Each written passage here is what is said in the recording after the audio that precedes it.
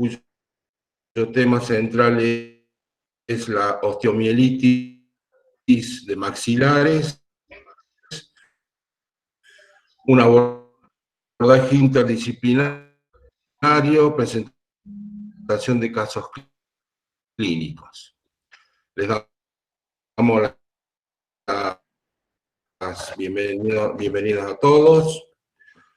Son disertantes la profesora doctora Silvia López de Blanc, profesora titular de la Cátedra de Estomatología B desde el año 1994, expresidente de la Sociedad Argentina de Investigación.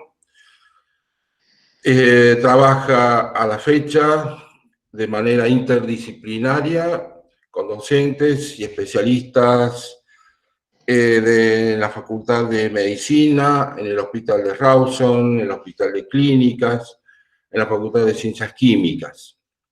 En esta conferencia también acompaña el doctor Diosnel Bouchet, docente de la primera cátedra de Clínica Infectológica de la Facultad de Ciencias Médicas y jefe del programa provincial sobre SIDA, ITS, hepatitis y enfermedades virales. Bien, les comunico que la modalidad de esta conferencia aproximadamente son 45 minutos, más o menos, de presentación por parte de los disertantes. Posteriormente tendremos 15 minutos para responder a inquietudes, preguntas y sacar las conclusiones pertinentes. Doctora López, ¿puede iniciar? Bueno, buenos días a todos. Gracias por estar. Gracias, doctor Diosnel, por acompañarnos. Y bueno, acá estamos para compartir con ustedes, ¿sí? ¿No se escucha? Doctora López. Hola. Yo escucho perfecto. Sí, se escucha, doctora. Continúe nomás.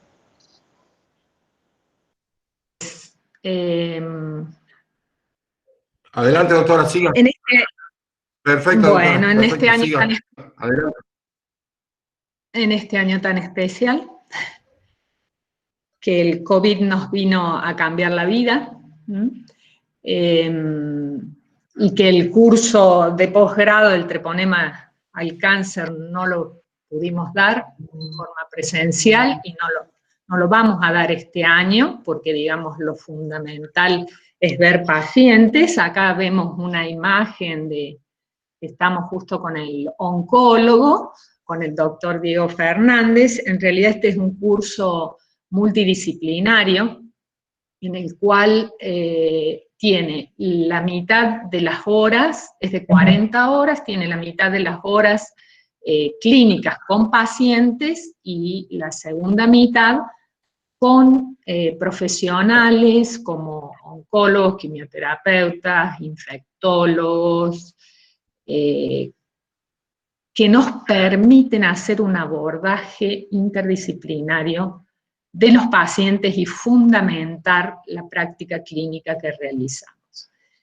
Los invito para cuando solucionemos este tema de la pandemia, poder participar de este curso. La verdad que es un gusto para nosotros hacerlo y en general todos los que asisten le sacan su provecho. La idea, como siempre, en todos nuestros cursos es que ustedes aprendan, ¿no? Así que tanto el doctor Diosnel Bouchet como yo vamos a estar al servicio de ustedes en toda esta hora, digamos, para compartir nuestra experiencia y para que ustedes nos pregunten todas sus dudas. Y bueno, le quería dar un ratito la palabra al doctor, así él nos cuenta un poco cómo nos organizamos. En realidad, este año iba a haber un congreso internacional acá en Córdoba, ¿no es cierto? Y habíamos planeado mesas redondas y todo un día de mucha actividad, y bueno, cambio de planes, y dijimos, bueno, por lo menos vamos a poder participar juntos en esta conferencia.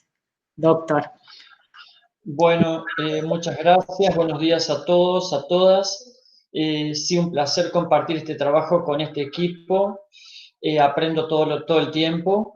Y cuando hablaba con la doctora López, dijimos, ¿cuál va a ser nuestro objetivo para esta presentación? El objetivo concreto es sociabilizar la experiencia, que no es poca la que tiene la doctora López y su equipo, con ustedes, pero sobre todo transmitirle conceptos prácticos sobre abordaje, diagnóstico, seguimiento, tratamiento de esta patología, y que se prevé que va a ser cada vez más frecuente la consulta, y que cuando ocurra eso, que tengan frente a ustedes alguna persona con este sufrimiento, sepan a dónde recurrir como para respaldarse en equipos que lo están abordando desde ese punto de vista. Y una segunda reflexión que quería proponer a esta altura de la conferencia es sobre la interdisciplina. Cualquier patología crónica, ¿no? Esta también, porque lamentablemente vamos a hablar de osteomielitis crónica, requiere que el equipo de salud esté acompañado, esté asesorado, pero el paciente necesita, y es un derecho de él, un abordaje interdisciplinario. Podemos hablar de multidisciplinas, son distintas disciplinas que abordan un tema, pero no están comunicadas entre sí.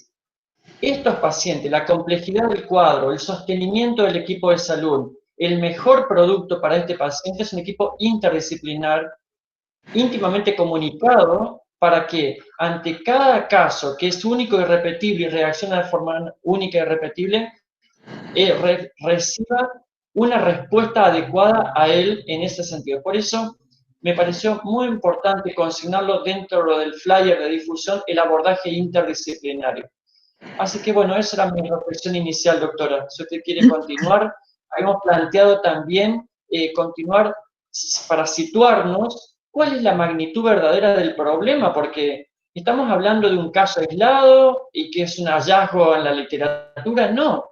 Y ayer la doctora López me pasaba este link de todos los países están capacitándose, comunicando casos, sistematizando la información sobre osteonecrosis maxilar, ya sea por radioosteonecrosis o por fármacos o por medicamentos, y parece un tema que a futuro se va a presentar en mayor cuantía. Bueno, entonces vamos a empezar. Vamos a empezar hablando un poquito de cómo lo descubrimos, digamos. Realmente fue a partir de los años 2003 está publicado, pero digamos los primeros pacientes que nosotros vimos fueron 2004, 2005, 2006. En el 2005 lo vimos, un paciente derivado por el doctor Uribe, y la verdad que nos sorprendió, fíjense, le habían hecho una exodoncia, habían suturado, y al día siguiente, que inmediatamente me lo envió el doctor, vio que el tejido blando había dejado una brecha, estaba paralelo y había dejado una brecha de 5 milímetros ahí con hueso expuesto. Y me dice, nunca jamás vi esto, que me pase en un paciente que inmediatamente se abre el tejido blando así. Y bueno, después tuvimos otros también, sobre todo con la doctora Priotto, que me dice, hay múltiples fístulas, dicen, nunca me pasó esto, por favor, yo justo estaba de viaje, y bueno, realmente la clínica llama la atención, es sorprendente, es diferente a una extracción común. Y después vimos que sí, efectivamente, esto está informado por la literatura, generalmente obedecen a acciones invasivas a nivel de la cavidad bucal, ¿no? Y lo primero que se describió fueron las osteonecrosis asociadas a los bifosfonatos. Estos bifosfonatos, que son fármacos inhibidores de la actividad osteoclástica, ya el doctor nos va a hablar un poquito de las particularidades que tiene el hueso maxilar, y que Se lo utiliza a nivel de oncología como antiangiogénico, antitumoral, y para evitar el dolor y las metástasis óseas, o sea que los oncólogos fueron los primeros que empezaron a ver estas lesiones. Y bueno, ya las primeras publicaciones, 2005, 2003 y 2008.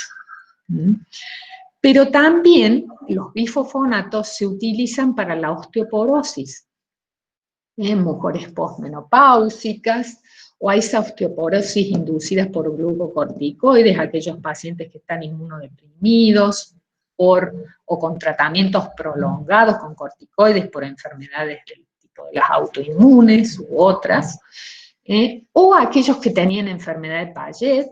Yo tuve un paciente sexo masculino tratado con bifosfonato por la enfermedad de Paget, no son muchos, no es tan frecuente, pero hay, o trastornos óseos, con trastornos como la osteogénesis imperfecta y otras enfermedades metabólicas óseas, pero digamos, aquellos pacientes oncológicos con metástasis de cáncer de mama, metástasis óseas, ¿no?, de cáncer de mama, próstata y pulmón, es de elección las drogas como del tipo del ácido zoledrónico. Actualmente se sigue usando y es un paciente que necesita sí o sí tratarse esa metástasis ósea.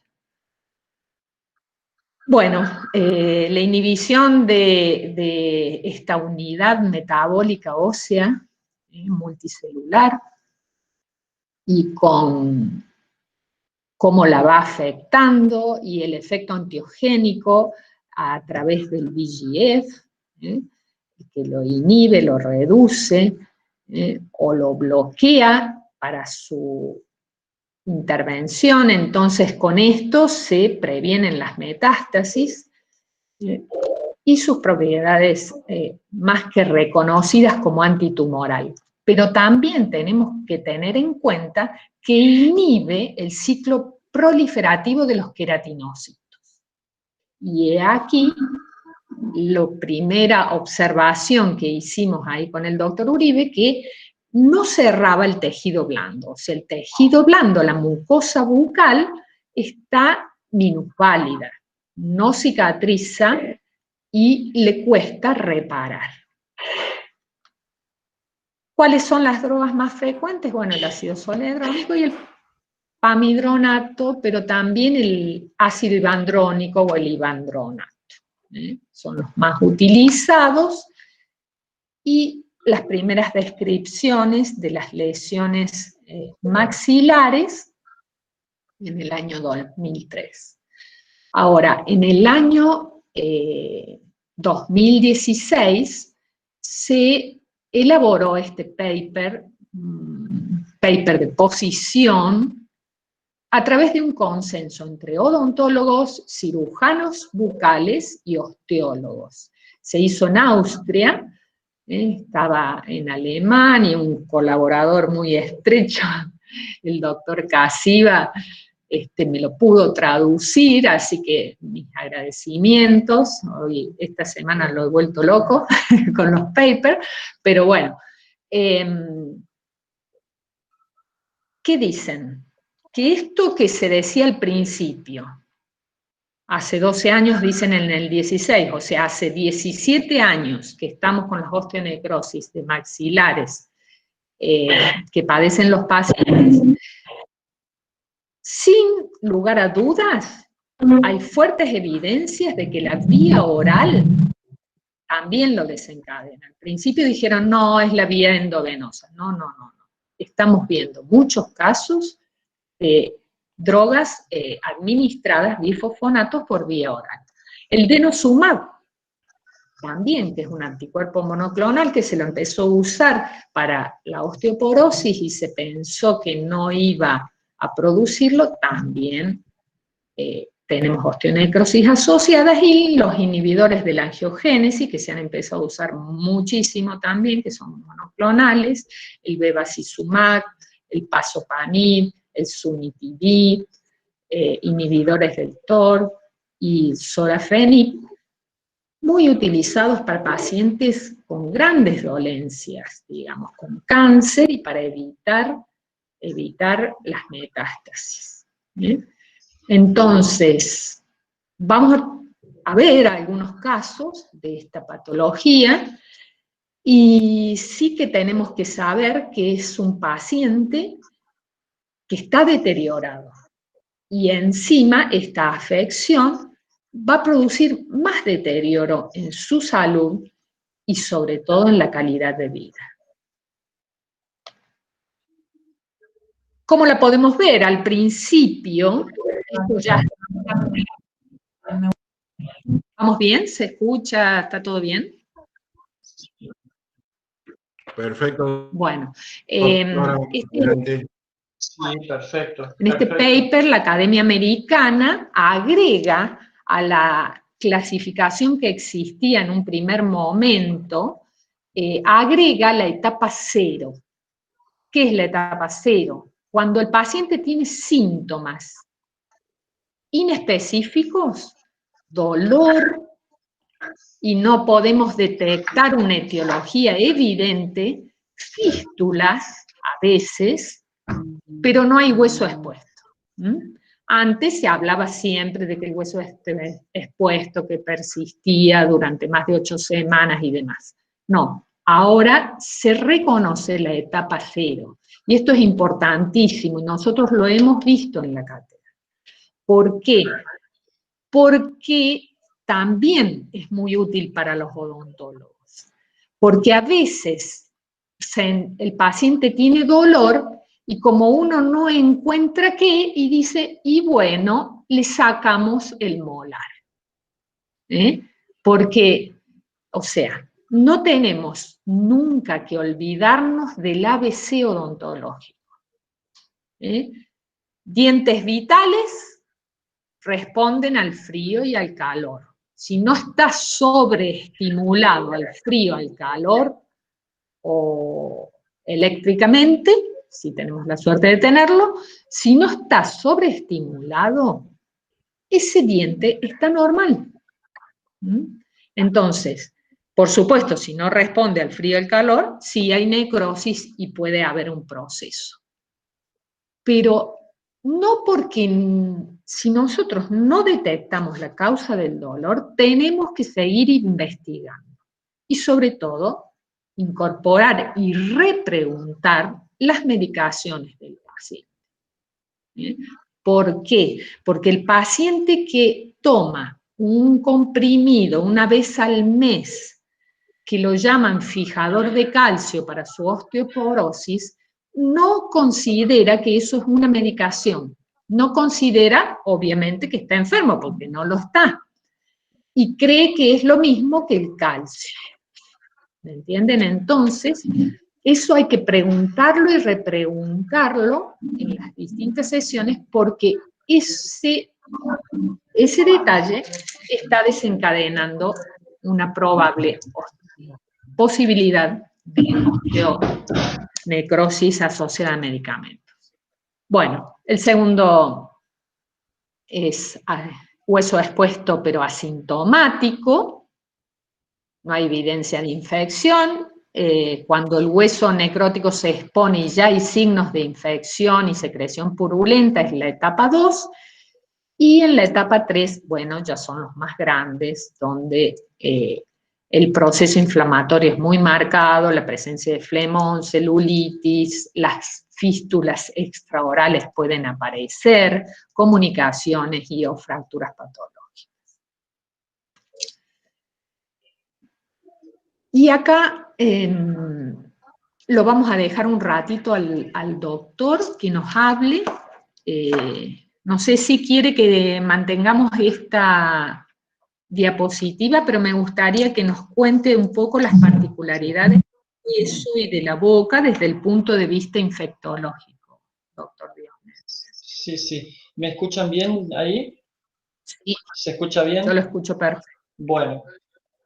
Bueno, Adelante, doctor. desde el rol del infectólogo, digamos, le había propuesto a la doctora situarnos a ver en qué escenario estamos.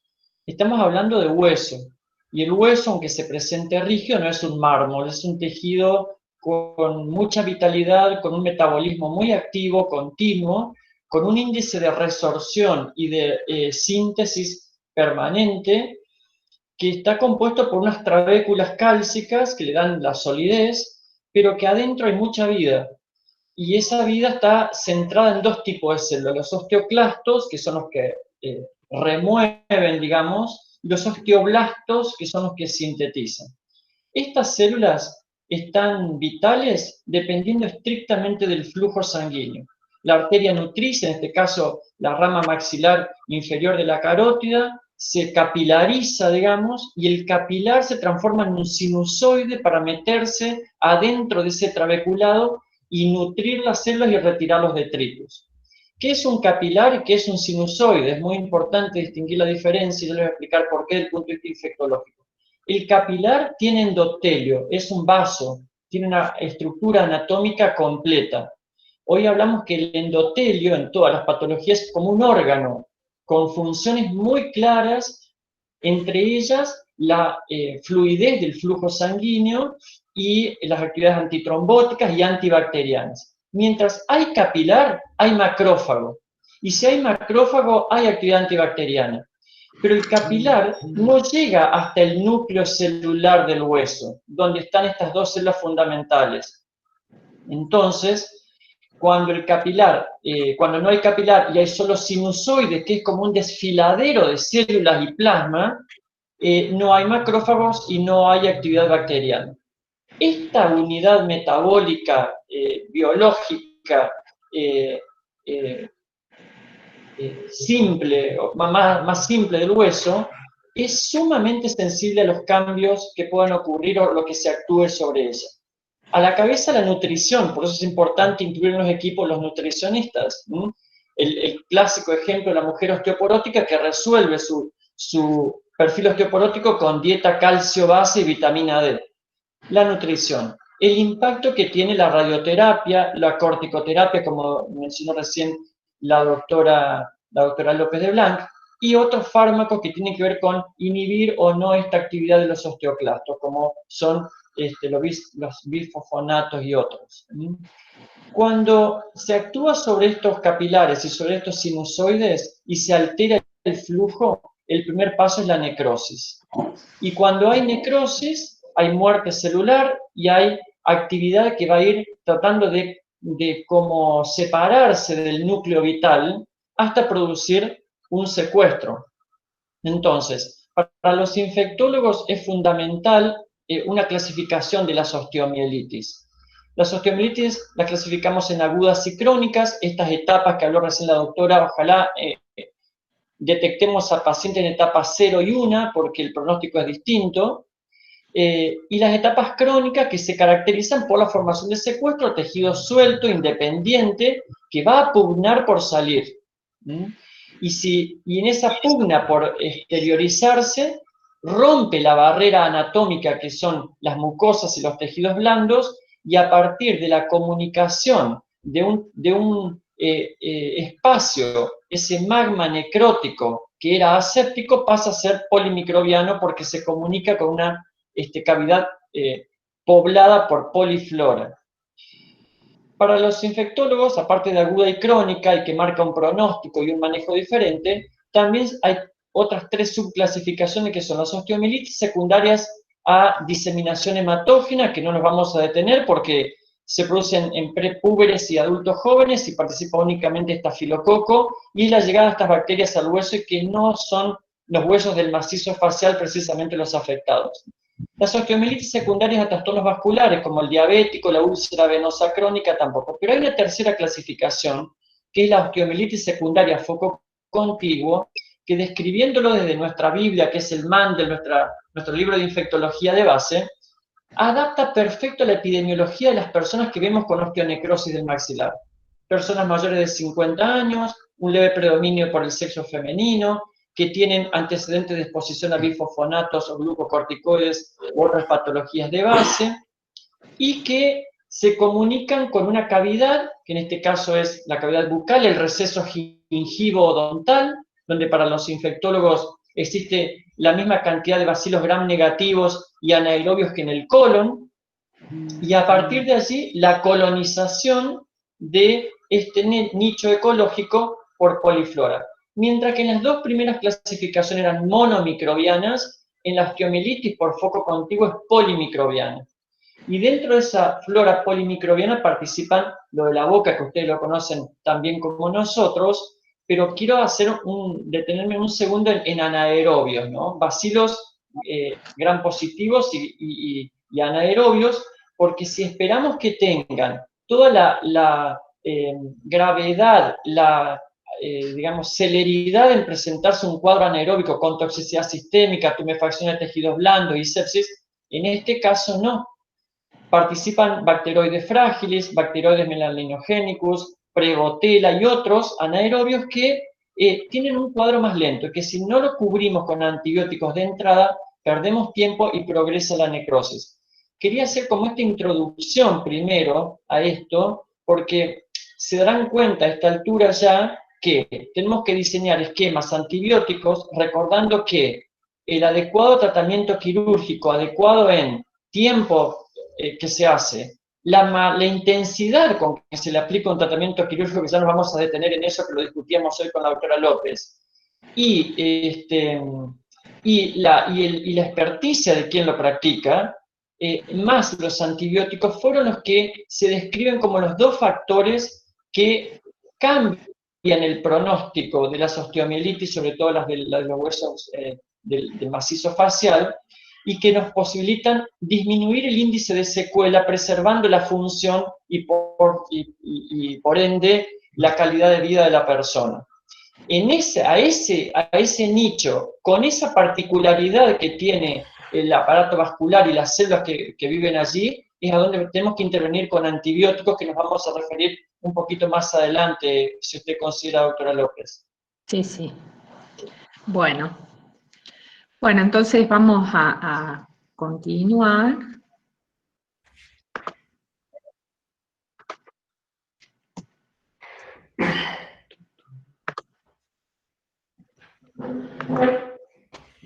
Esto lo vamos a hablar más adelante también, ¿no es cierto? El diagnóstico cuando veamos nuestros pacientes, ¿eh? A ver. Bueno, y hay una importante diferencia entre la bibliografía que manejan los endocrinólogos, que hablan de la escasa prevalencia, y otra, la relativamente mediana y que tenemos los odontólogos, ¿no es cierto? Porque empezamos con pocos casos, pero hubo momentos, hace 2 años, les diría que se me juntaban en la sala de espera 3 o 4 pacientes y eran todos de osteonecrosis, ¿eh? Entonces, empezó a ser mucho más prevalente porque sin duda la indicación como preventivo de fracturas de cadera y de todos los daños que produce la osteoporosis ha hecho que haya muchas pacientes que reciben este tratamiento en forma preventiva. Bueno, ¿qué factores tenemos que tener en cuenta al momento de prevenir estas complicaciones? La edad siempre va a ser más frecuente a mayor edad, por cuestiones vasculares, inmunológicas, por óseas, en pacientes anémicos, diabéticos, en aquellos que tienen problemas renales y se están haciendo diálisis, con la corticoterapia ya lo pronunciamos, la quimioterapia, en pacientes fumadores, en pacientes con mal estado bucal o con problemas periodontales crónicos, prótesis que traumatizan, que no están bien adaptadas, ¿sí? Como desencadenantes, un tratamiento dental invasivo o odontológico, una cirugía con exposición ósea, ya sea periodontal, ya sea por la razón que fuera, va a predisponer a la aparición, y ahora se las divide a las medicaciones en aquellos pacientes que reciben dosis altas, que generalmente son los endovenosos, los ácidos hialurónicos, o en aquellos que reciben dosis bajas, que generalmente son las de vía oral y las asociadas a la osteoporosis. Sin duda, los años de tratamiento influyen. Y vamos a ver una paciente. Esta paciente acá nos consultó en el año 2017, fíjense, tenía implantes que se los habían hecho varios años antes, como 6 o 7 años antes, estaban osteointegrados, estaba todo bien, pero había empezado con dolor y con molestias en la boca. Y acá podemos ver la cavidad bucal y del lado derecho ya hay una retracción gingival, igual que de este otro lado. Fíjense, empezó así con todo un proceso doloroso, con poco compromiso de los tejidos blandos y que terminó exponiendo el tejido óseo. La movilidad del elemento provocó que haya que hacer una cirugía atraumática, o sea, este elemento prácticamente se salió solo, lo desbridamos al tejido óseo y le sacamos este foco infeccioso en este momento. Acá podemos ver del otro lado, y en el otro lado también se vino el implante osteointegrado, perfectamente osteointegrado, pero se desprendió todo el secuestro óseo. Imagínense una paciente que padece un linfoma, que ya tiene una calidad de vida bastante pobre, digamos, sumarle esto que produce el hueso infectado, produce mucho olor, la halitosis, entonces la familia, todos buscan, consultan y bueno, esa halitosis, hasta que no se extirpa el hueso involucrado, el necrótico, no se puede, no se elimina. Entonces, mostrarle un poquitito de nuestra experiencia, o sea, generalmente la mayoría de los pacientes son por vía endovenosa y oncológicos, poco de la enfermedad de Paget y la osteoporosis que asociada a la toma de medicamentos por vía oral. El promedio de tiempo hasta la consulta fue de 5 meses a 16 meses y 42 meses en la vía oral. Siempre aquel paciente oncológico consulta antes porque está bajo control médico permanente. ¿Con qué cáncer? Y bueno, con los cánceres que son más frecuentes, digamos el de mama, próstata, riñón y el mieloma múltiple. ¿Dónde se localizan? Sobre todo en maxilar inferior, seguido por el superior, muy poco en el paladar. ¿Su médico lo envió al odontólogo para que le prepare la boca? No. La mayoría, casi el 80% dijo que no. Y con esto hemos trabajado y hemos mejorado bastante. Pero son muy pocos los que llegan antes de iniciar el tratamiento. El tema es, si es por un tratamiento oncológico, porque han descubierto metástasis ósea, obvio que hay que poner en la balanza qué es lo más importante. Lo más importante es la salud del paciente. Entonces, generalmente inicia, pero un mes hasta que le llega el medicamento, muchas veces lo tiene y eso nos permite a nosotros actuar y eliminar por lo menos los focos sépticos que tenga en ese momento el paciente. 53 años, un cáncer de riñón, ácido zoledrónico, llevaba nada más que un año, exfumador, 3 meses de evolución. Pero fíjense cómo está el maxilar, está toda la exposición del sector. Bueno, ¿qué medidas preventivas hacemos en aquellos pacientes que están próximos a recibirlo? Y bueno, va al odontólogo, ¿qué hace el odontólogo? Pide una ortopan y realiza, ¿qué? Terapia básica periodontal, la endodoncia, las exodoncias que fueran necesarias, en lo posible antes que el paciente inicie. Una vez que inicia solamente se prefiere evitar las exodoncias, o sea que haremos tratamientos de conducto o endodoncia.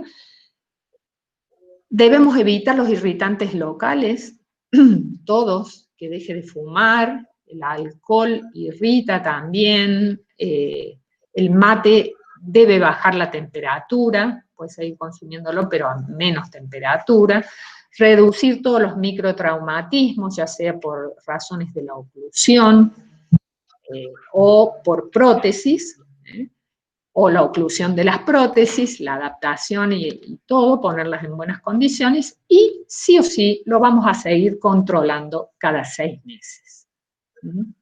Técnicas de higiene bucal. ¿Qué debemos hacer en un paciente que sí o sí necesita una cirugía? Una fractura longitudinal, un elemento con un proceso. Hay veces que hay que hacer la cirugía. Entonces, ¿qué hacemos? Una técnica quirúrgica lo menos traumática posible. Profilaxis antiantibiótica, antiinfecciosa sistémica, ahí no me meto porque está el doctor.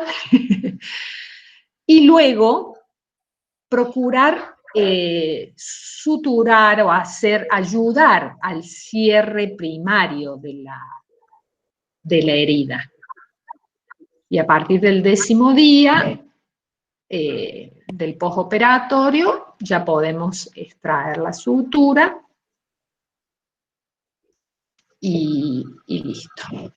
Y hablo un poquito más y el doctor ya nos va a decir un poco del abordaje del tratamiento antibiótico, que en realidad nosotros como odontólogos lo mejor que podemos hacer por el paciente y por nosotros mismos es trabajar junto con el infectólogo. El infectólogo va a ir cambiando, ¿por qué? Porque este es un paciente crónico, este paciente va a llevar tiempo hasta que despida su tejido óseo, entonces es muy probable que tenga que tener diferentes esquemas antibióticos. Bueno, fíjense, esta señora, 80 años, alendronato durante 6 años, perdón. Le realizaron las exodoncias de 15 y 16 en noviembre, y en febrero le colocaron la prótesis, todo, readaptaron, cicatrizó bien, pero ese hueso no remodela, porque al alterarse la actividad del osteoclasto, no remodela bien. Y entonces en febrero hizo esta infección importante y demás. Esto lo debe haber despedido al secuestrito aproximadamente en mayo-junio. Y bueno, hay personas que a los 80 años están fantásticas y hay otras que no tanto, y entonces le cambia la calidad de vida. Después se eliminó y sí, perdimos todo el reborde, ¿no es cierto? Pero por suerte cicatrizó y este sector está bien, pero tengo que cuidar el resto. Miren esa caries o obturación complicada, a los 80 años se llega generalmente con varios problemas odontológicos dentarios, ¿no es cierto? Empezó con problemas en maxilar inferior, restos radiculares, y bueno, como debemos evitar las exodoncias, ella se hizo, porque una persona que ya tuvo osteonecrosis puede volver a hacer en otro sector, quiere decir que todos sus huesos tienen un metabolismo retardado o complicado. Entonces, se dejaron debajo de las prótesis, se hizo la endodoncia de las raíces, se las cortó y se dejaron debajo de la prótesis. Y prótesis bien adaptadas. Por último, una paciente actual. Esta paciente empezó con dolor maxilar inferior de este lado, del lado izquierdo, ¿cierto? Tenía sus implantes, todo bien. Cuando preguntamos sobre, a ver, qué problema.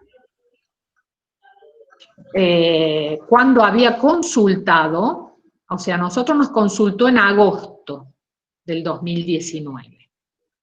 Dijo, yo fui en enero al odontólogo porque sentí que se me movían los elementos anteriores. ¿Qué hizo el odontólogo? Extrajo estos elementos 31, 41, 42 y planificó una rehabilitación con implantes. En marzo realizó la cirugía, le colocó 2 implantes y en mayo empezó con dolor en la zona de 36. Como dolía 36, le hicieron la extracción, la exodoncia, en una paciente no oncológica, una paciente que tenía tratamiento con ácido ibandrónico durante 9 a 10 años.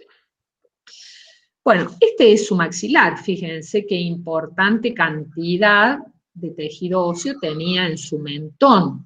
Tenía relativamente integrados ya los implantes, pero estábamos con el problema del dolor en este sector.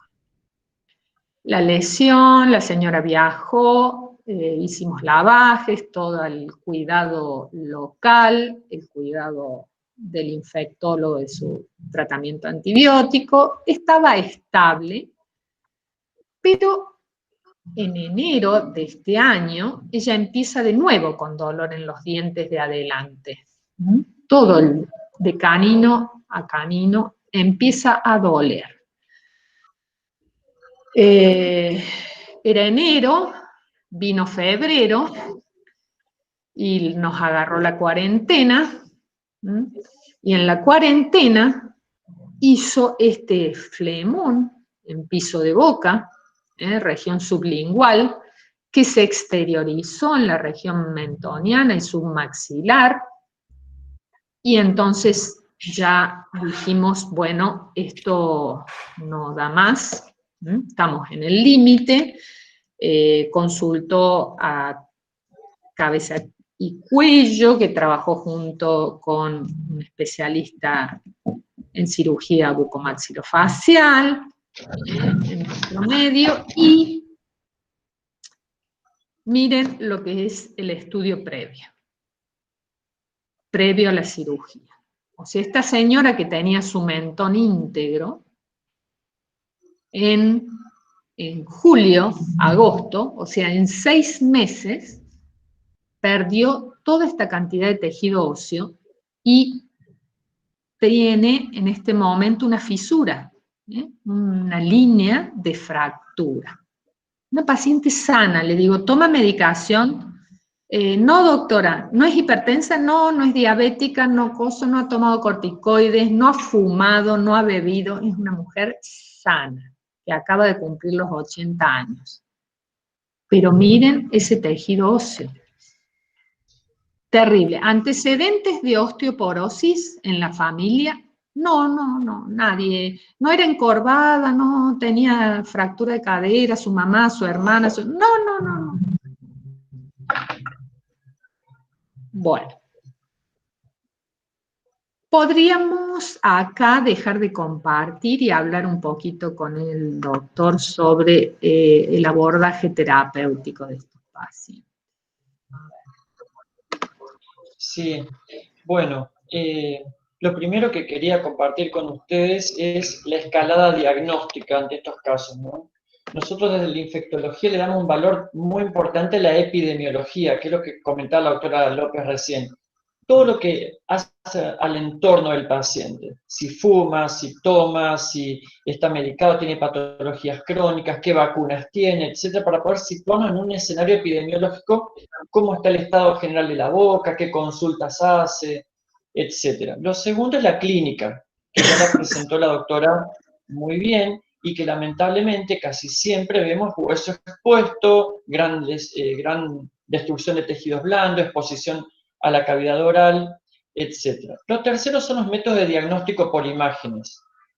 Es decir, lamentablemente, como dije al principio, si nosotros pudiésemos detectar esto al principio, en la fase aguda, el pronóstico es muy distinto y la verdad es que tendría otro perfil. Pero en realidad, casi siempre vemos en la etapa crónica. Y la etapa crónica, lo que ocurre es que tiene mucha manifestación. ¿Se escucha bien? ¿Hola? Sí, ¿Me escucha? perfecto. Ah, bien, bien. Bien. Adelante, doctor. Bien, Adelante, entonces tenemos que la radiología convencional generalmente nos aporta un montón, como mostró la doctora. Cuanto más crónica es la evolución del proceso, mayor rentabilidad la radiología convencional. Cuanto más aguda es, deberíamos pensar en otros métodos radiológicos. Una tomografía con contraste, y ahí podemos hablar con radionúcleos, puede ser con indio y hasta con ciprofloxacina. Se llama con marcadores con cipro, que nos habla mucho de la actividad inflamatoria y si hay captación de cipro hay actividad bacteriana. La resonancia magnética nuclear, la tomografía con emisión de positrones, que la manejan mucho los oncólogos, la solicitan mucho para ver cuánto tejido vital hay, y que eso es un buen consejo para el cirujano, hasta dónde va a tener que resecar. Pero todo eso son métodos indirectos. El diagnóstico confirmado lo establece la anatomía patológica y lo establece la bacteriología, lo que iba a mostrar ahora la doctora López de Blanc. Es decir, a ver, como infectólogo, el gol estándar sería tener un material noble de cavidad cerrada, donde tengamos material óseo y material de tejidos blandos, para enviar anatomía patológica que nos descarte una metástasis, un proceso oncológico primario, y de paso cultivar. Y cultivar para todo. ¿Por qué? Porque siempre pensamos en las bacterias propias de la boca, pero tenemos que pensar en micobacterias, tuberculosas y no tuberculosas, en bacterias insidiosas como actinomyces, pedir que cultiven para anaerobios, porque el cultivo en anaerobiosis es un proceso distinto, para todo, digamos, y para hongos, ¿sí? Hago un paréntesis. Ninguna persona que se contacte con el sistema de salud se debería retirar sin la propuesta formal de una serología para VIH, por más que tenga 80 años, como la señora que presentó. Vida sexual activa sin preservativo, propuesta de serología, porque nos vamos a dar con sorpresas, y esas sorpresas pueden tener que ver con titular a un paciente que es totalmente diferente a lo que estábamos pensando hasta el momento. Una vez descartados todos estos factores de inmunodepresión, que podría ser el VIH, la diabetes, la corticoterapia, tratar de revertir esos cuadros en consenso con el resto del equipo de salud. Podemos hablar con la diabetóloga o el diabetólogo a ver cómo vamos a hacer con su diabetes, con el reumatólogo que hacemos con sus corticoides, con el oncólogo, ¿detenemos o continuamos en esta etapa de la evolución de la enfermedad oncológica? Pero vuelvo, el diagnóstico lo da el anatomopatólogo y lo da el microbiólogo. El mejor material, un material cerrado. Es raro que tengamos eso. Pero el mejor material para el bacteriólogo es aquel que nunca recibió antibióticos. O sea que cuando el microbiólogo recibe un material, por más noble que sea, que ya estuvo expuesto a antibiótico, y bueno, trataremos de hacer lo que podamos. ¿Cuál es la rentabilidad de los estudios microbiológicos? Un material de fístula, ¿lo envío o no? El material de fístula en el 97% de los casos le va a dar cultivo positivo chiche bombón los 40 ladrones. O sea, ¿es una flora jerarquizable o no? Cuanto más profundo y más noble, mejor.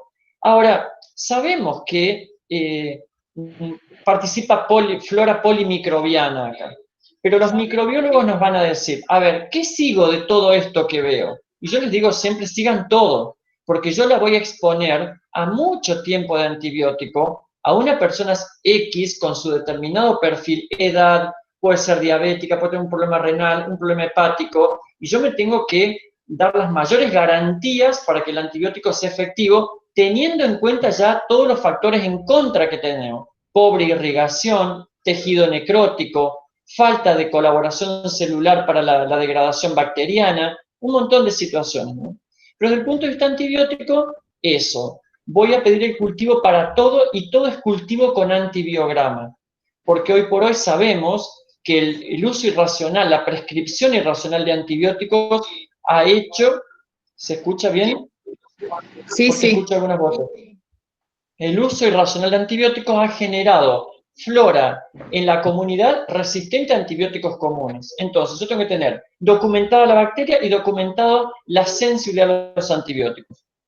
Pero, bueno, es difícil lograr todo eso y muchas veces convenimos con cirugía maxilofacial, con odontoestomatología, que no vamos a invadir más a la persona. Ya se perdió el secuestro óseo, no tenemos material para cultivar y tenemos que iniciar antibiótico-terapia empírica. ¿Cuáles son los goles estándar de la antibiótico-terapia en estos casos? Se discutió mucho y se terminó por consenso con la Sociedad Americana de Microbiología y de Infectología Clínica, también la CIMC de España, que en osteomielitis crónica la fase inicial endovenosa de antibióticos no aporta mayores beneficios que iniciar precozmente una antibiótico-terapia empírica y mejor documentada por vía oral. ¿Cuáles son los grupos de antibióticos de elección? Las penicilinas con inhibidores de la beta-lactamasa, como vi que estaba puesto en el tratamiento inicial, pero sabemos que estos antibióticos generan intolerancia digestiva, diarrea, infecciones urinarias, vaginosis, una serie de impactos en distintos nichos ecológicos que va haciendo intolerancia y que hace que la persona abandone el tratamiento.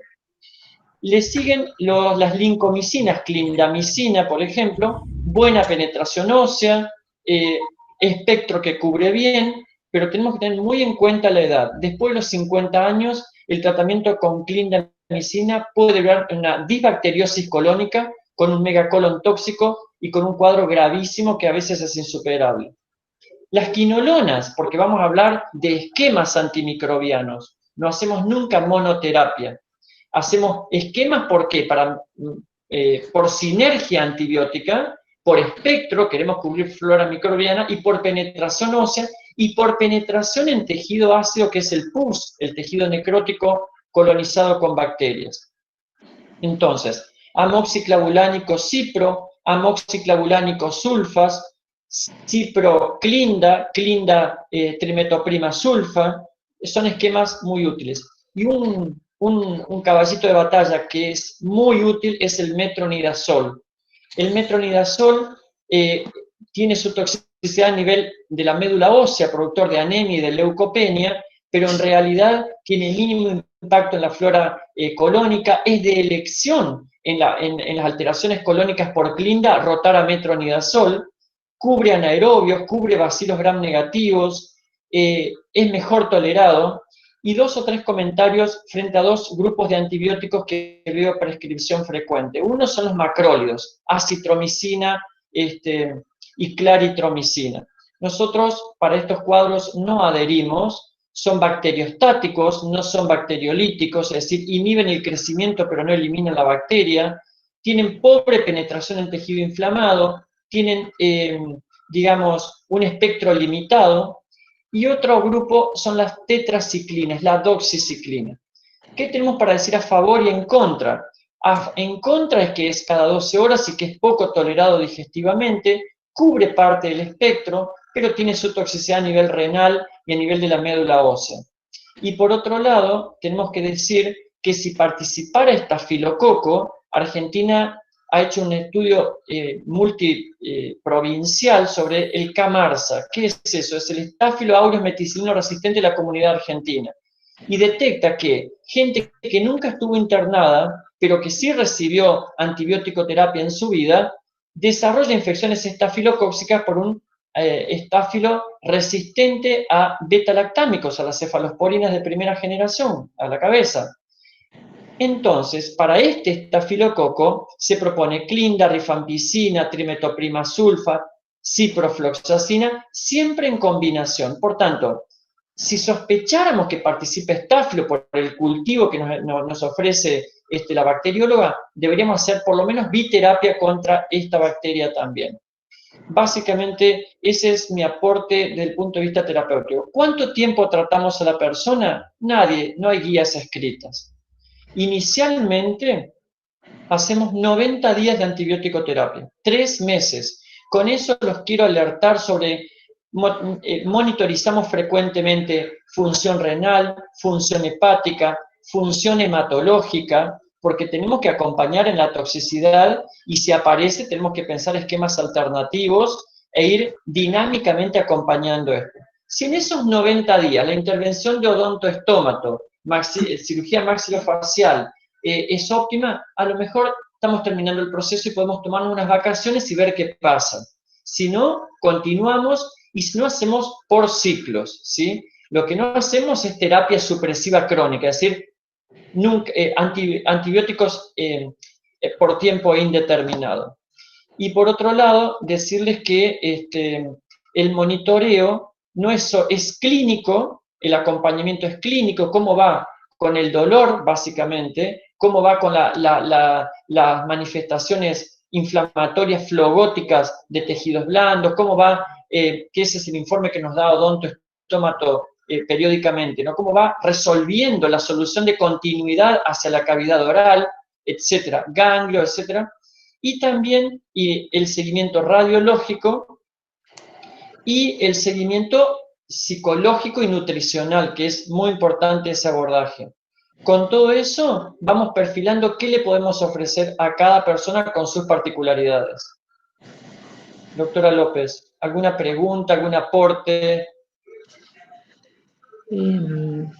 Sí, solo podría decir que reforzar lo que usted dijo, de que son pacientes crónicos que llevan mucho tiempo de tratamiento y que, bueno, que hay que ir trabajando en interdisciplina estrecha para ir comunicando cómo lo vemos como clínicos a la lesión y cómo el médico es el que actúa en base a nuestra opinión generalmente, ¿no es cierto? A ver si vemos que la lesión se redujo o no, o está en vía de Totalmente. Sí, sí. Sí. No, simplemente ya te cedo la palabra nuevamente. El tratamiento antibiótico debe ser muy, muy racionalizado. Hoy por hoy, los daños por antibióticos son al bolsillo y a la flora intestinal y a la comunidad. Ameritó que Córdoba tenga con una disposición por legislatura de uso racional de antibióticos. Pero acompañando al tratamiento antibiótico es el apoyo emocional, el apoyo nutricional, la analgesia y el tratamiento local, tópico, que seguramente usted se va a referir. Sí, justo iba a comentar en la importancia del acompañar con el tratamiento local. O sea, nosotros lo citamos una vez por semana y realizamos lavajes. Lavajes con sustancias antisépticas, preferentemente la iodopovidona, pero hay que preguntar porque hay muchos pacientes que son alérgicos al yodo, la clorexidina, y bueno, procuramos evitar sustancias muy irritantes como el peróxido de hidrógeno, o sea, el agua oxigenada, y otros peróxidos que también se usan, que son muy buenos, digamos, para sacar los anaerobios, pero que nos pueden alterar las células de ese hueso, porque recuerden que nosotros queremos que repare. Entonces, está bien, la parte de secuestro y hueso necrótico se tiene que delimitar y se tiene que eliminar. Pero si yo profundizo cerca, muy próximo al tejido blando, y lo hago con presión y uso sustancias químicas que lesionan, que irritan, puedo provocar la muerte de esas células epiteliales y de ese tejido coriónico que yo necesito que esté en perfectas condiciones para poder reparar, ¿no es cierto? Así que, bueno, en caso de que la resolución sea clínica y con una mínima intervención de eliminación de secuestros, ¿no? Existen casos, sobre todo en los estadios 3, que están involucrados amplios sectores del maxilar, como vimos el caso de esta última señora de 80 años y los otros que les mostré también eran grandes, que hay veces que hay que resolverlo en el quirófano, ¿no es cierto? Y bueno, son cirugías a veces importantes y que procuran llegar a tejido óseo sano. Y ahí estamos con otro inconveniente, digamos, en la dificultad de poder definir si el hueso está necrótico, vascularizado, no está vascularizado, y entonces ahí el doctor nos va a decir de algunas herramientas, de algunos métodos de estudio que nos pueden ayudar a saber hasta dónde llega el hueso sano. Sí, en realidad lo que podría aportar es lo siguiente. Existen métodos que tratan de ofrecer la mayor información hasta dónde hay hueso vital, pero son métodos indirectos. Por eso los cirujanos maxilofaciales son los que nos dicen la última palabra. Sí, la imagen era esta, pero nosotros cuando fuimos viendo había un montón de cosas porque, por ejemplo, una tomografía marcada con gadolinio o con ciprofloxacina, o una PET con emisión de positrones, ¿no? Que en el estudio claramente se muestra que hay vascularización hasta un límite, pero que esas ramas eran tan pobres al llegar que solo fueron un falso positivo en la imagen. Cuando llegan por dentro había tejido necrótico, tuvieron que extender un montón el curetaje hasta llegar a decir, he visto hueso vital, sano, con características viables.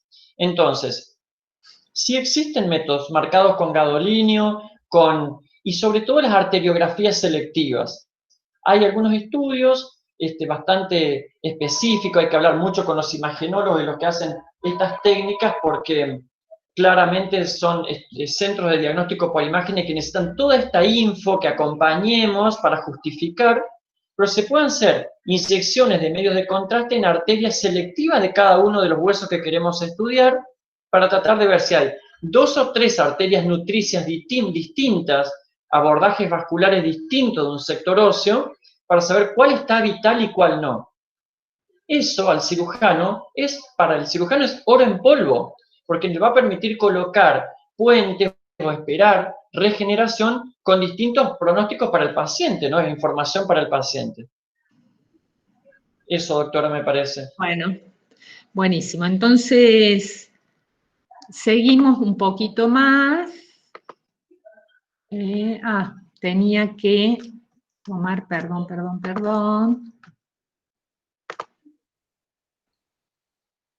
Una ventana. Bueno, acá una pregunta que siempre se hace es ¿qué hacemos con estos pacientes? ¿Les podemos hacer los implantes o no les podemos hacer los implantes? En realidad no existe una contraindicación permanente y digamos, absoluta. Hay, a ver que me ha salido esto y no me deja, ahí está. Digamos, hay publicaciones que hablan de que han logrado éxito realizando los implantes y otras, ven, en esto los de la izquierda lograron una osteointegración sin diferencias significativas con pacientes que no consumen sustancias antirresortivas, y en cambio los otros encontraron que había diferencias y dificultades. En realidad, cada organismo es diferente, cada situación es diferente, lo importante es detectarlo, saber que el paciente está consumiendo antirresortivos y no que sea una sorpresa en medio de la rehabilitación, digamos, y planear el riesgo o compartir el riesgo con el paciente. Sabemos que a partir de los 60, 70 años hay muchas dificultades y son los pacientes que más necesidad de implantes osteointegrados tiene, entonces hay muchos de estos pacientes que están bajo terapia antirresortiva. Reconocerlo y dialogar y ver si es necesario arriesgar o no. Y obviamente tener en cuenta todos los detalles quirúrgicos de técnicas lo más precisas, lo más asépticas, lo menos traumáticas, eliminar el tabaco, eliminar otros factores que puedan, por supuesto que no le voy a dar corticoides, voy a procurar que ese hueso cicatrice y osteointegre de primera intención. Entonces hay... Doctora López, sí. Eso va un poquito al comentario que ya venía, que es, en algún momento le damos el alta al paciente, nosotros le decimos al paciente, usted va a estar años con nosotros, por eso tratamos de ser tan agradables, ¿no es cierto?, con ellos, porque para que se les sea más, vienen con una carga de sufrimiento intensa, nosotros, y todos nos cansamos de ir al médico, pero realmente, una alta definitiva, hemos suspendido los antibióticos, eritro normal, proteína C reactiva normal, blancos normales, todo perfecto, y hay recidiva del cuadro inflamatorio. O sea, eso estemos preparados, va a ser así, y el paciente lo tiene que saber, por eso entra en apoyo psicoterapéutico también. Pero darle el alta para un nuevo implante es un momento histórico, digamos. Entonces, como remarcaste recién, doctora, que reforzar solo eso, cuando el hueso esté bien, cuando haya corregido los factores de riesgo, cuando esté totalmente dispuesto la persona, un montón de cosas a tener en cuenta, porque si no, sumamos injuria que va a terminar en otro foco. Y en ese sentido, mucha cautela, ¿no? Perfecto. Bueno, entonces, respecto a las osteonecrosis asociadas a los medicamentos, no todo está totalmente comprendido por la ciencia. Hay varios interrogantes y posibles complicaciones bucales del tratamiento a largo plazo con los antirresortivos. Día a día siguen saliendo estudios, por suerte se está estudiando bastante. Un tratamiento efectivo, definitivo y conservador que nos deje los huesos todavía no existe. Sí, las medidas preventivas y, bueno, el mantenernos en contacto, el informar a los médicos, no negar la patología, no negar. Entonces, si nosotros no la negamos, la podemos prevenir. Si el médico no la niega, la vamos a prevenir entre los dos lo más bien. Y para terminar, quería mostrarles el caso de este paciente, que es un paciente que tuvo un carcinoma de orofaringe, ¿no? Es un paciente que atendió la doctora Silvia Hernández cuando estaba en la cátedra y junto con el doctor Diosnel. El doctor ya va a comentar, pero yo les muestro las imágenes y lo escuchamos al doctor. Entonces, empezó con dolor, trismus. ¿Y por qué? ¿Desde cuándo empezó el dolor? Y la verdad que me había empezado el dolor y fue al odontólogo y el odontólogo vio que tenía unas raíces y me extrajo las raíces y empecé a tomar antibiótico, pero el dolor no se me va. Bueno, a ver, pidamos una radiografía. Fíjense la radiografía. Fractura bilateral de la mandíbula. Le extrajo un molar en un hueso que había sido irradiado y se desencadenó la patología y acá tenemos ya 2 líneas de fractura. Clínicamente se veía así, restos de hueso expuesto, acá está lavado con yodo, cada vez que viene le limpiábamos, le limpiaba la doctora, se hacían muy amigos, nos hacemos muy amigos de los pacientes, es una forma de poder tener los controles y de poderlo tratar, y la gran pérdida ósea en este sector y la irregularidad del tejido que rodea la zona. El hueso expuesto del otro lado, y bueno, ahora nos va a contar el secreto el doctor para lograr que acá cicatrice, acá se logró el cierre de esa herida y hueso expuesto, igual que aquí, en el reborde del otro lado. Y bueno, miren cómo está la mucosa irradiada, los cambios radiodistróficos, como decía nuestro gran profesor, el doctor Julio Díaz, cambios vasculares, cambios de la mucosa, la osteodistrofia y la distrofia de la mucosa.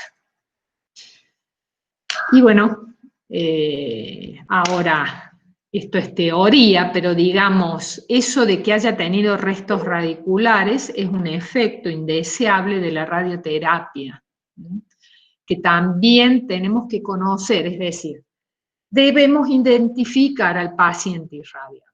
El paciente irradiado, además de tener un hueso minusválido, tiene unos dientes que han sufrido la radioterapia en sus tejidos duros y que ha llevado, fíjense, en 1 año y medio a la fractura de todos los elementos dentarios.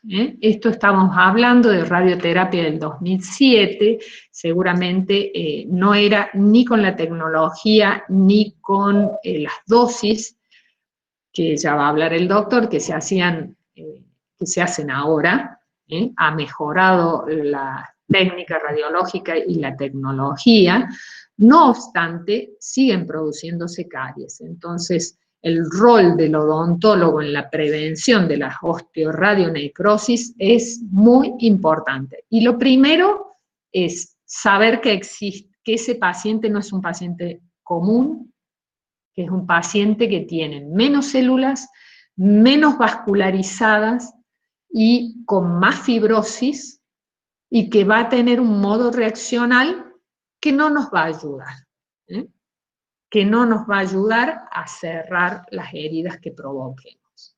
Entonces, vamos a escucharlo al doctor que nos cuente qué pasó con ese paciente. No, bueno, este paciente es un paciente muy querido, muy reconocido, y todos lo recordamos, un paciente que vivía en el interior, con mucha adherencia. Eso es otro punto de reflexión breve, aunque se está haciendo muy larga la conferencia para muchos, pero hace falta mucha adherencia de la persona al equipo de salud para ir a los controles. Él me dice, pero yo voy, me ponen unos líquidos ahí, nada más. Le digo, ¿usted sabe lo que están haciendo cada vez que le hacen ese suave lavado?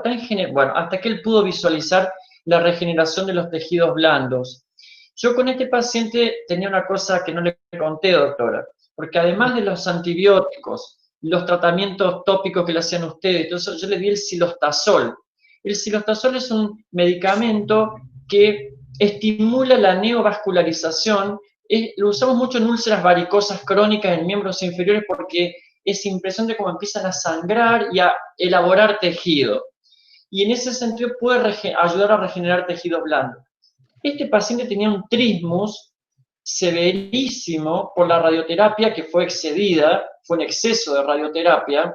Él siempre decía que había hecho sus consultas en Buenos Aires y que decía que él hubiese requerido 700 rad y le dieron 4000 rad. Hoy por hoy se hacen mini dosis en agujitas insertas en el tejido neoplásico oncológico, no radioterapia global a toda la zona como le hicieron a él. La cuestión que le quedó una apertura de arcada menor a 2 centímetros y se alimentaba con dieta líquida por un sorbete. Llevó progresivamente a un estado nutricional muy malo. Él, de la parte nuestra, terminó con criterios de alta, porque la verdad es que fue una evolución espectacular, no sé si tiene imágenes usted, doctora, para mostrar, pero resuelve las soluciones de continuidad hacia la cavidad oral, mejora la radiología, pero nunca recuperó la posibilidad de abrir la boca y empezar la etapa inicial de su alimentación, que es la masticación, ¿no? Que es de la deglución. Entonces, la verdad, fue una complicación. Posteriormente, su propia reacción a la radioterapia, que fue en fibrosis, fue descendiendo y ocasionó un trastorno deglutorio aún para alimentos semisólidos. Terminó con una gastrostomía y alimentado por vía directamente gástrica, con una desnutrición severa y microbroncoaspiraciones. Finalmente, tuvo 2 neumonías por broncoaspiración. Él con su esposa se dirigió a un escribano y dejó escrito que no quería ninguna intervención mayor si ocurría algo mayor, que ocurrió a los 2 meses. Hizo una neumonía broncoaspirativa muy importante y falleció con su patología que seguíamos nosotros curada, pero con este trastorno que le ocasionó la muerte por una causa paralela. Así que no se lo pudo intubar, no se lo pudo hacer traqueostomía y tampoco él, respetando su voluntad, se lo íbamos a hacer. Pero bueno, fue muy aleccionador el seguimiento de este paciente para todos. Hemos aprendido muchísimo con él. Bueno, ya vamos terminando.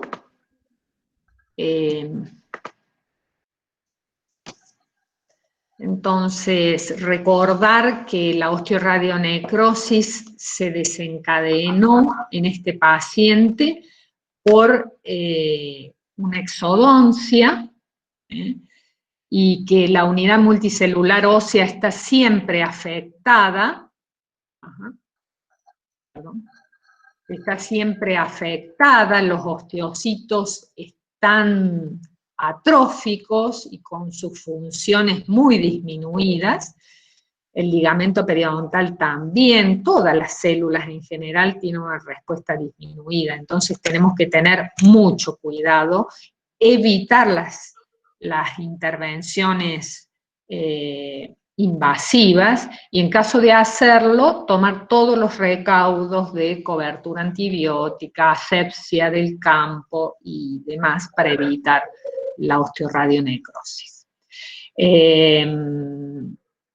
Por último, osteoradionecrosis se produce si tenemos focos sépticos o si esa exposición permite el ingreso de los gérmenes de la cavidad bucal, y siempre el traumatismo, la extracción, la ulceración de la mucosa, que hemos tenido casos por el uso de prótesis o por la falta de uso de prótesis, ¿no? Porque por ahí un alimento duro, una costra de pan, un accidente que justo se clavó un grisín en la encía, puede provocar esa pérdida de sustancia y la exposición ósea, ¿no?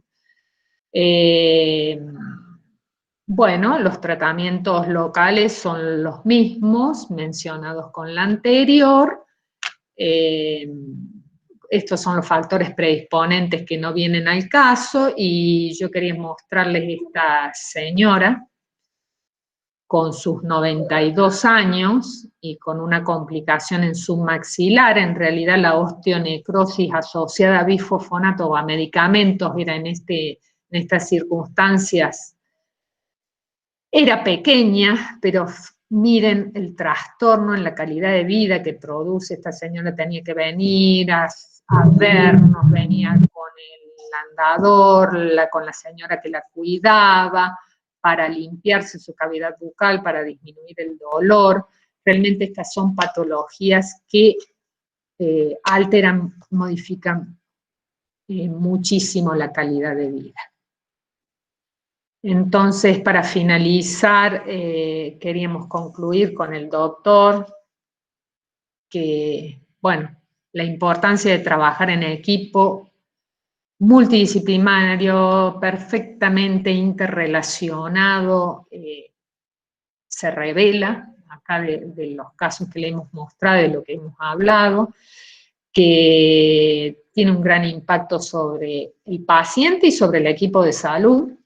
Esta patología tenemos que estar apoyándola y asistiendo a nuestros pacientes, que les agradecemos por asistir y venir a capacitarse y recordar algún concepto. Esperamos poderle haber aportado algo al conocimiento que ustedes tienen, y que hay desafíos a futuro, doctor, ahí lo dejo. Pensar un poco en voz alta.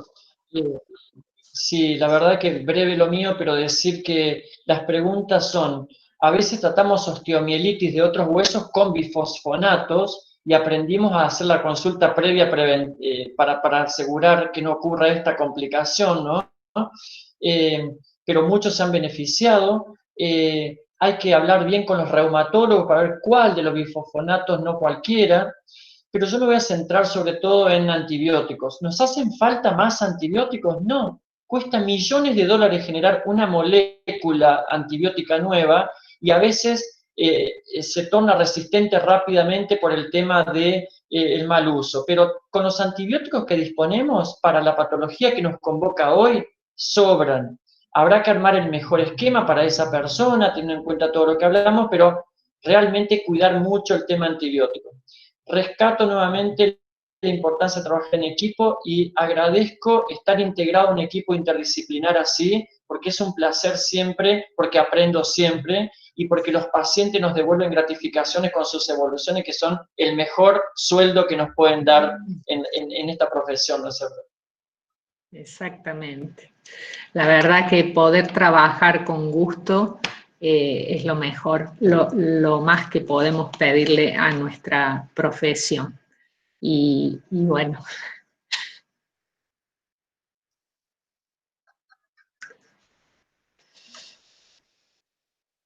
Nada más, quedamos a su disposición.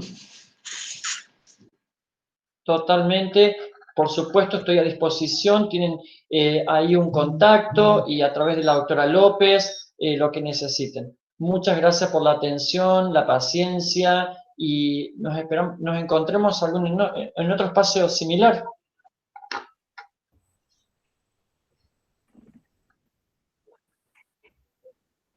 Bueno, ahora íbamos a dar lugar a las preguntas. Si hay preguntas, les pedimos disculpas que nos hemos demorado, nos hemos pasado un poco el tiempo. Disculpas a todos. Hola Nelly, ¿cómo estás? Qué bueno verte. La doctora trabaja en María Curie, en Buenos Aires, la doctora Nelly Frasino.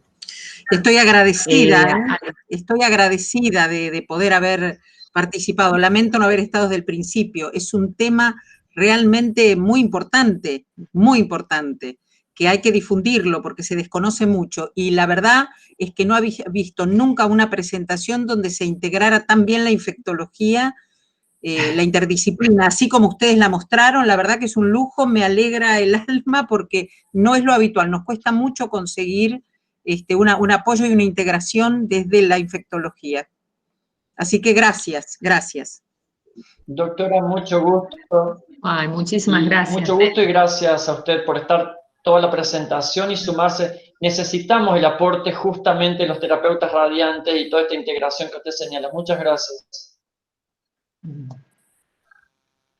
Bueno, se encontrará el doctor Atala para dar... Bueno, hay una otra pregunta. Sí, acá estoy. Ah, bueno, si quiere, ¿hay alguna pregunta que haya quedado pendiente, doctor? No. No,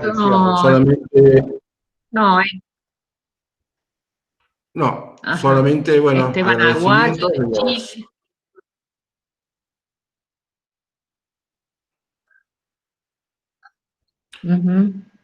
Agradecimientos, bueno, doctor. Agradecimientos y bueno, por supuesto estamos a disposición porque por ahí las dudas surgen cuando uno está con el paciente y bueno, ahí tenían nuestros contactos. Por supuesto. Muchísimas gracias. Gracias a todos por estar. Estamos en un horario complicado, así que nos hayan acompañado hasta esta hora, la verdad. Está la doctora Ruth, que es especialista en hueso, el doctor Aguayo de Chile. Bueno, un gusto verlos. Así que, nada, si quieren alguien decir algo más, los escuchamos y... No, que estuvo excelente. Muchas gracias. Esteban, no sé. Hola, Hola. fue un gusto saludarlos, la oportunidad se agradece muchísimo y reciban un abrazo fraterno desde Chile. Ustedes saben, los que me conocen, que tengo mi gente en Córdoba, así que les deseo éxito, lo mejor. Muchas gracias por la oportunidad. Muchas gracias. Bueno, mucha suerte, que Chile la están peleando lindo con la pandemia también, ¿no? Tienen muy pocas muertes, pero tienen muchos casos. Y Esteban es muy activo en eso, está en Iquique. Bueno, Pablo también. Muchísimas gracias a todos y quedamos a disposición y en contacto para lo que necesiten, ¿eh? Muchísimas gracias, Diosnel. Su primera experiencia virtual así. Sí, muchas gracias. La verdad que un placer. Gracias por la oportunidad y buenas tardes para todos. Igualmente. Bueno, buenas tardes. Buenas tardes. Gracias, María Laura. Gracias. Bueno, Gracias a ustedes. para finalizar, bueno, Sí,